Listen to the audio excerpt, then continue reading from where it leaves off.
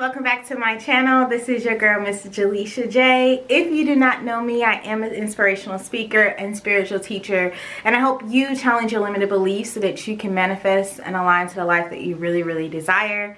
I help you do this by giving you tools and resources to open up your heart space so that you can live a more authentic life.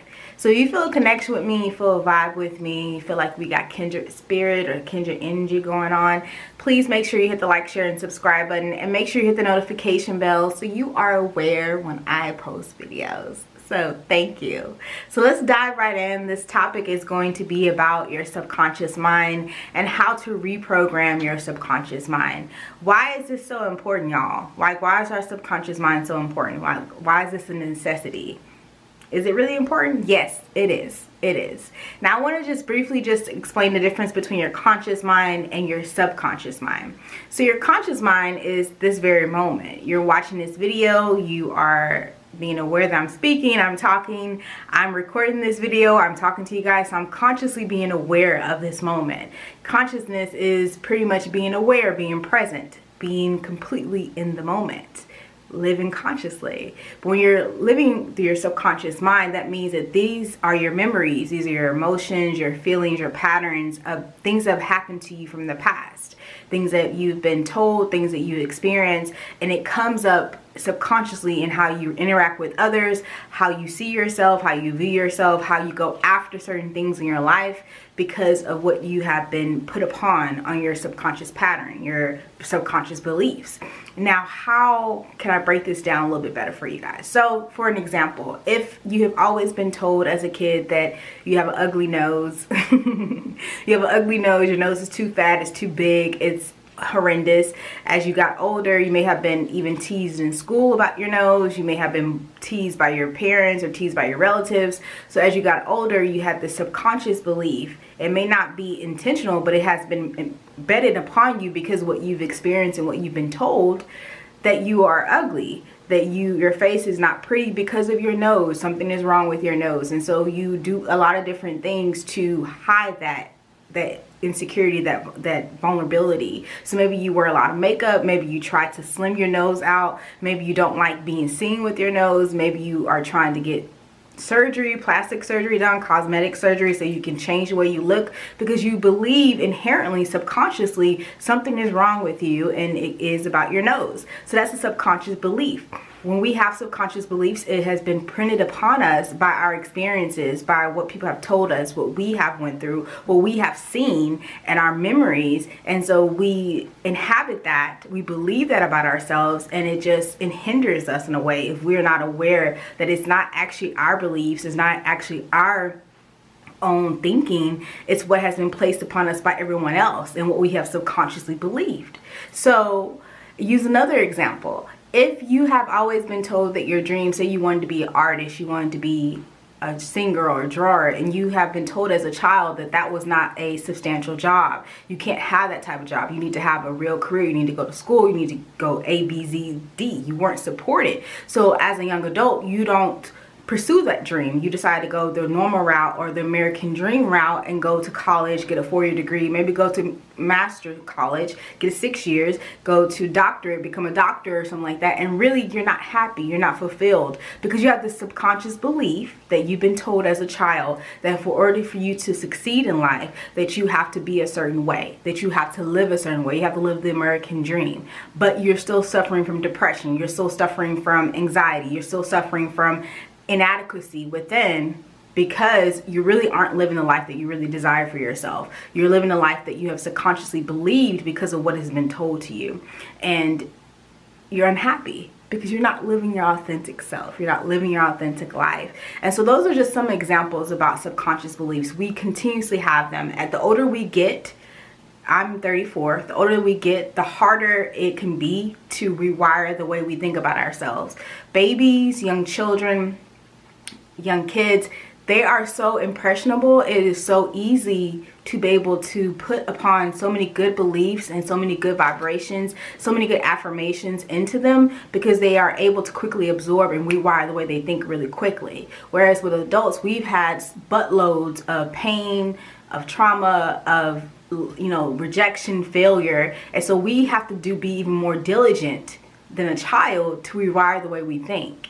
And that's where rewiring comes in. If we want to change the way we feel about ourselves, we want to change our dynamic, we want to shift our reality, we have to rewire our subconscious programming.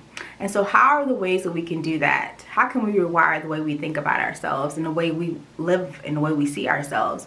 I think the first thing that you should do, or the first thing I've done, and I'm still working through a lot of different things, is meditation. Meditation allows you to get still, it allows you to get conscious, it allows you to be present, and it allows you to silence the mind or be aware of the mind. Once you are aware of the mind, you can see that a lot of the thoughts that you have racing throughout your head throughout the day, a lot of things, the negativity, the things that you're being told, is not actually you. Meditation allows you to be the observer. To be the observer of your thoughts, to be the observer of the negativity, be the observer of the fear, the anxiety, and to allow it to come up. Allow it to come up without you having to react to it. You can allow it to flow up, you can acknowledge it, you can see it for what it is, and allow those feelings to pass. You can not react to it. That's the key word. You do not have to react to it with the meditation. That has to be a daily practice. With meditation, and you don't have to sit still every time to meditate. You can do yoga, you can listen to meditation sounds, you can work out. Meditation can be in different forms, but the quickest way to still your mind is to meditate, is to get still. For me, I listen to frequency hertz. I listen to a lot of frequency sounds. I have to get still, I have to get present, so that way I can silence the mind, because my mind goes every which way. And it'll tell me in a minute, you can't do this. You're not supposed to do this. You're going to fail. This is not going to be a success. And I'll start to believe it. And so that's one part of it. The second part of rewiring your subconscious mind is that you have to speak life into yourself. You have to speak life into yourself. That's where affirmations come in, because we have so many negative thoughts and so many negative fears that come up that want to hold us back. And affirmations allow us to counteract the negativity with positivity. We're constantly manifesting. It takes 17 seconds to manifest a thought. So if you're thinking, I'm thinking negatively 17 seconds out of every minute, that means you're constantly manifesting negativity into your life. So if you have a negative thought, you got to counteract that twice, double time, with something positive. If I'm wanting to start a new project, a new creative project, and I'm working on it, but then I have this thought, oh, you'll never finish it, you'll never get this done. If I believe that thought, if I sit with that, if I actually inhabit that thought, then subconsciously I'm going to be acting as that. I'm not going to finish it. I'm not going to pursue that. I'm going to look back a couple months later and be like, I could have did that. I didn't finish it. Whereas if I hear that thought, I'm aware that thought comes in, I can say, I finish all things. I always finish what I start. Whatever I start, I finish. I finish it with grace and ease. I love being consistent with my work. Counteract that thought immediately. That's what affirmations allow you to do when you speak positive of your life. When you choose to make you the source of your reality. And when I say you choose to make yourself the source, you are a willing participant in your experience. You want something different and better. And I'll use an example for myself. I'm at a stage in my life where I am no longer happy in my corporate job. And I thought I could use different scenarios. I thought I could get a pay raise, or I thought I could move up, and maybe I can work things around and to be creative on the side. But that does not fulfill me. The programming that I have been told as a child is that I have to work until you get retired, and then you can travel. But I think that's hogwash. I think it's BS.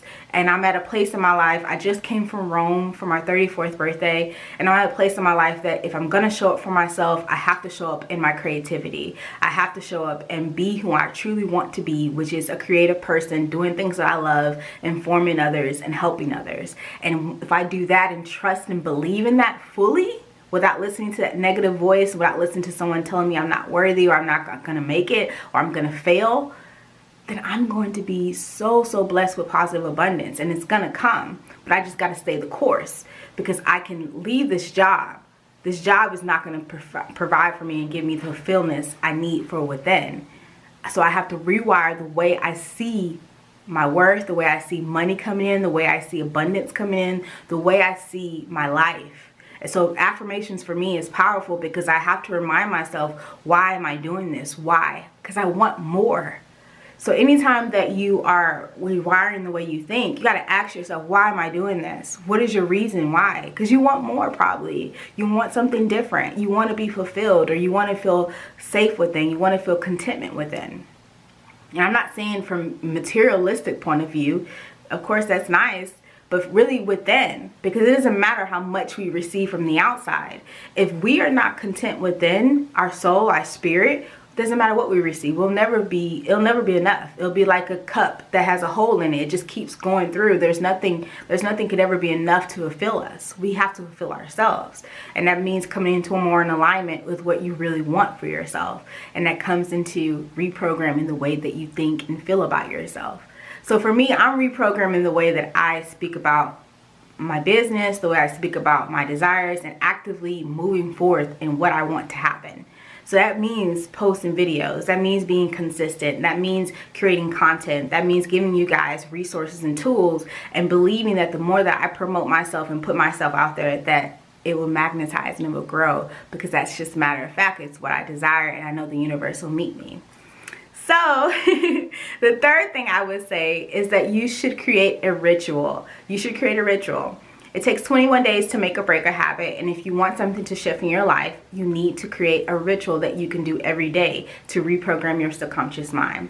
That may be, for me, it is, I have an affirmation journal, a manifestation journal, and so I write my affirmations every day. When I wake up, I speak my affirmations. Throughout the day, when I have negative thoughts, I speak my affirmations, but I have a routine where I get up, I pray, I speak my intentions for the day, I speak my gratitude, I speak my affirmations. I have my affirmations posted on different parts of my house, on my mirror, my bathroom, and I'm intentional with giving myself that love of reprogramming myself. And then I take action on the things that I'm desiring. So if I'm speaking all this positivity and I'm affirming these things about myself, what am I doing to align with that goal or that gift or that blessing? If I'm asking to be 20 pounds lighter, if I'm saying I'm going to be 20 pounds lighter, or that I'm living a healthy life, how am I actually living a healthy life throughout that day?